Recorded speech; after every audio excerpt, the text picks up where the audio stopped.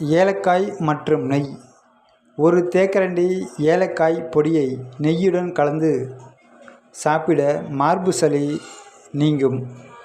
நீராவி பிடித்தல். வெந்நீரில் நீராவி பிடிப்பது நெஞ்செரிச்சலை குறைத்து சளியை இலக செய்யும். உப்பு நீர் கொப்பளித்தல். வெதுவெதுப்பான நீரில் உப்பு கலந்து வாய் கொப்பளிப்பது தொண்டை எரிச்சலை குறைத்து சளியை வெளியேற்றும். சூடான சூப். சூடான சூப்புகள், அதாவது சிக்கன் சூப் போன்றவை நீரேற்றத்திற்கும் சளியை குறைக்கவும் உதவும். வல்லாரை சூரணம் தேனுடன் கலந்து சாப்பிட சளி, இருமல் குறையும்.